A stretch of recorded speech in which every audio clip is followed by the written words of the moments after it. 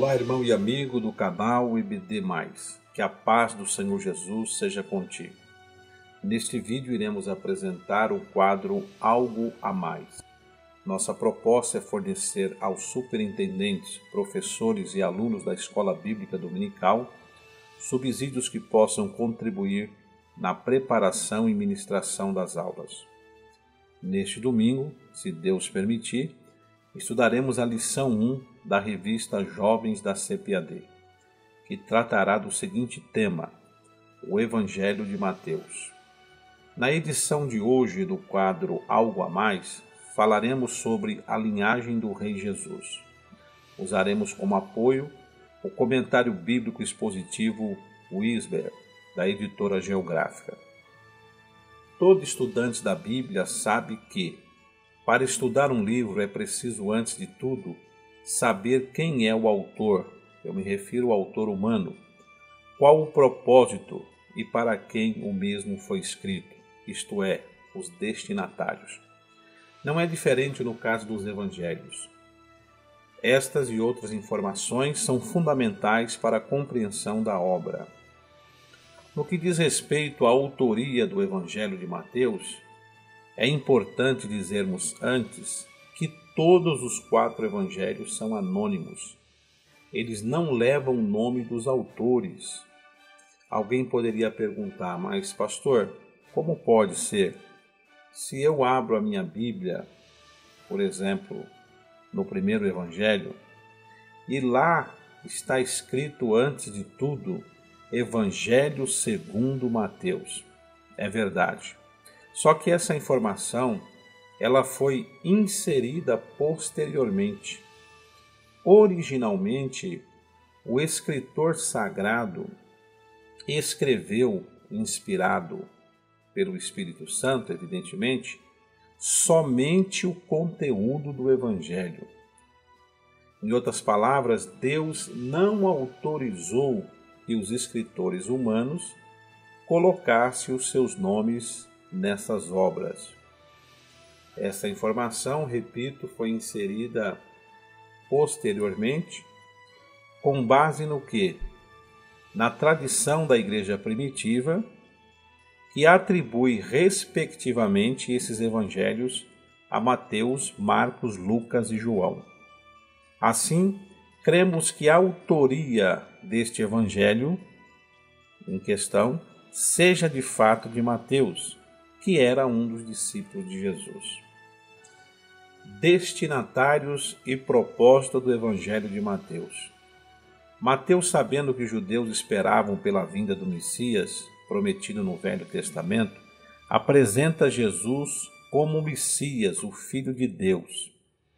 Jesus é apresentado por Mateus aos judeus não só como seu Messias, mas também como o seu Rei.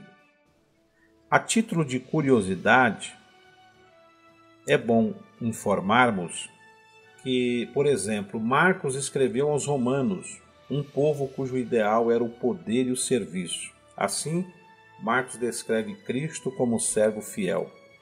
Lucas escreveu a um povo culto, os gregos, cujo objetivo era atingir a perfeição e assim chegar a ser Deus. Deste modo, Lucas apresenta Cristo como Filho do homem, perfeito em tudo e que chegou a ser Deus. Lucas certamente sabe que Jesus é Deus, mas na sua narrativa, na narrativa do seu evangelho, ele segue essa linha de raciocínio. Por último, João, ao escrever o seu evangelho, tinha em mente a igreja, pois escreveu para fortalecer os crentes. Mas podemos dizer que ele escreveu para o mundo todo, visto que também convida os incrédulos para a fé em Cristo. Cada evangelista escreveu a partir de sua própria perspectiva, para um público diferente. Como resultado, cada evangelho contém elementos distintivos. Tomados em conjunto, os 4 evangelhos fornecem um testemunho completo de Cristo Jesus. Se existisse apenas um evangelho, alguém poderia facilmente questionar a sua veracidade. mas Deus permitiu que 4 evangelhos fossem escritos por diferentes evangelistas para provar a autenticidade do relato da vida e obra do Senhor Jesus Cristo. Você já parou para pensar que se um indivíduo aparecesse em uma cidade se dizendo rei, ou se alguém apresentasse um suposto rei a um povo, sem nenhuma prova de que ele de fato é rei, será que ele seria aceito normalmente como tal? A resposta evidentemente é não. Então vamos entender qual era o principal propósito de Mateus ao escrever o seu evangelho. Wisber, em seu comentário, nos diz assim: se um homem aparece de repente dizendo ser rei, a primeira coisa que as pessoas querem ver são as provas. De onde vem? Quem são seus súditos? Quais são suas credenciais? Prevendo essas perguntas importantes, Mateus começa seu livro com um relato detalhado do nascimento de Jesus Cristo e dos acontecimentos subsequentes. Ele apresenta vários fatos sobre este rei. No entanto, iremos aqui tratar somente da linhagem deste rei. A linhagem do rei Jesus. Mateus capítulo 1, versos de 1 a 25. Uma vez que a realeza depende da linhagem, era importante determinar o direito de Jesus ao trono de Davi. Mateus apresenta a linhagem humana de Jesus, dos versos 1 a 17, bem como a sua linhagem divina, dos versos 18 a 25. A linhagem humana de Jesus. Os judeus davam grande importância às genealogias, pois sem elas não podiam provar que faziam parte de determinada tribo, nem quem possuía direito de herança. Qualquer um que afirmasse ser filho de Davi deveria ser capaz de provar tal asserção. Costuma-se concluir que Mateus apresenta a genealogia de Jesus pelo seu padrasto, José, enquanto Lucas fornece a linhagem de Maria. A genealogia apresenta a linhagem real, provando o direito de Jesus ao trono de Davi. Os magos, os sábios, perguntaram pelo rei dos judeus, registro único de Mateus. Há mais ênfase em Jesus como rei em Mateus do que nos outros evangelhos. Muitos leitores pulam essa lista de nomes antigos e alguns casos impronunciáveis, mas essa lista de nomes é essencial para o registro do evangelho, pois mostra que Jesus Cristo faz parte da história. Mostra também que toda a história de Israel preparou o cenário para seu nascimento.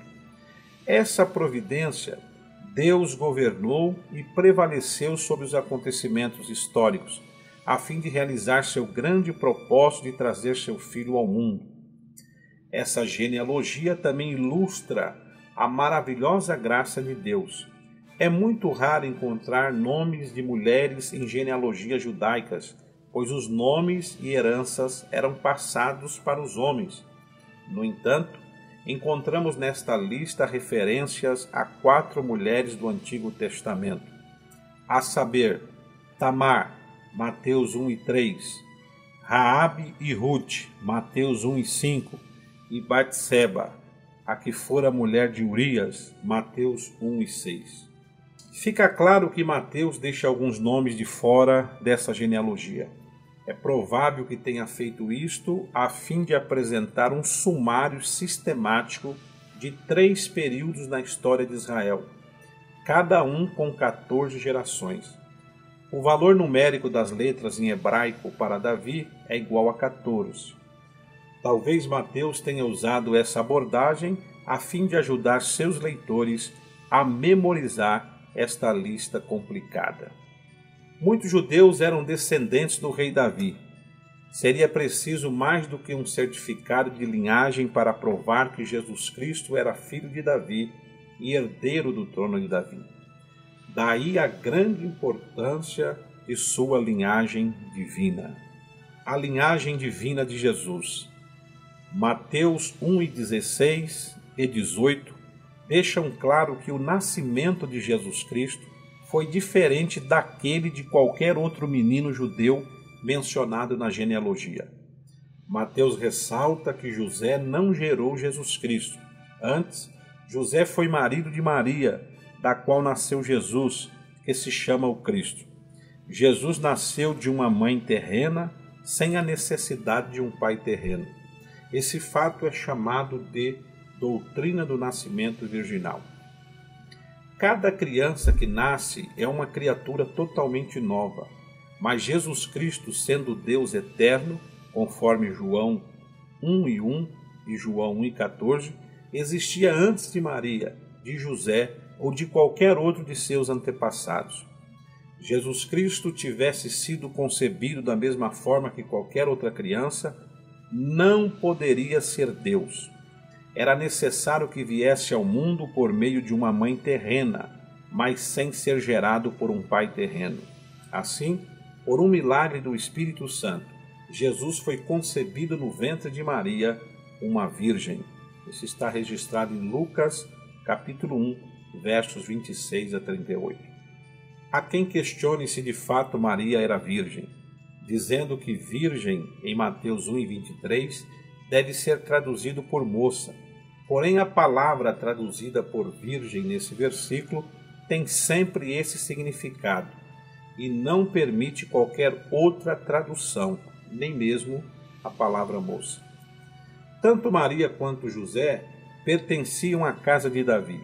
As profecias do Antigo Testamento afirmavam que o Messias nasceria de uma mulher, Gênesis 3:15, da descendência de Abraão, Gênesis 22:18, pela tribo de Judá, Gênesis 49:10, e da família de Davi, segundo Samuel 7:12 e 13. A genealogia de Mateus acompanha a linhagem através de Salomão, enquanto Lucas acompanha sua linhagem através de Natã, outro filho de Davi. É interessante observar que Jesus Cristo é o único judeu vivo que pode provar seu direito ao trono de Davi. Todos os outros registros foram destruídos quando os romanos tomaram Jerusalém em 70 depois de Cristo. Dentro desse contexto, é importante destacar que para o povo judeu daquela época, o noivado equivalia ao casamento, exceto pelo fato de que o homem e a mulher não coabitavam. Os noivos eram chamados de marido e esposa, e ao fim do período de noivado, o casamento era consumado. Se uma mulher que estava noiva ficava grávida, isso era considerado adultério, de acordo com Deuteronômio 22, 13 a 21. Porém, José não pediu nenhuma punição, nem o divórcio quando descobriu que Maria estava grávida, pois o Senhor havia lhe revelado a verdade. Todas essas coisas cumpriram Isaías 7,14. Vamos concluir esta nossa breve reflexão falando sobre os 3 nomes dados ao Filho de Deus. O nome Jesus significa Salvador e vem do hebraico Josué, que por sua vez quer dizer Jeová é salvação. Havia muitos meninos judeus chamados Josué, ou no grego Jesus, mas o filho de Maria chamava-se Jesus o Cristo. Existem muitas referências ao nome Jesus, mas queremos citar Mateus 1:21, que diz: ela dará à luz um filho, e lhe porás o nome de Jesus, porque ele salvará o seu povo dos pecados deles. O termo Cristo quer dizer ungido, e é o equivalente grego da designação Messias. Ele é Jesus o Messias. Jesus é o seu nome humano. Cristo, que significa Messias, é o seu título oficial. Em Mateus 1:16 está escrito: e Jacó gerou a José, marido de Maria, da qual nasceu Jesus, que se chama o Cristo. E por último, o nome Emanuel descreve quem ele é: Deus conosco. Jesus Cristo é Deus. Encontramos a designação Emanuel em Isaías 7,14. Portanto, o Senhor mesmo vos dará um sinal. eis que a virgem conceberá e dará à luz um filho, e lhe chamará Emanuel. Assim, o rei era um homem judeu e também o filho de Deus. Mas será que alguém reconheceu sua realeza? Sim, com certeza. Os magos que vieram do Oriente o adoraram. O Filho de Deus é Jesus, o Salvador. É Cristo, ungido, Messias. É Emanuel, o Deus conosco. Querido irmão, encerramos a nossa reflexão de hoje sobre o Evangelho de Mateus. Tenha uma ótima aula e até o próximo quadro, Algo a Mais. Que o Senhor Jesus continue abençoando sua vida e o seu ministério.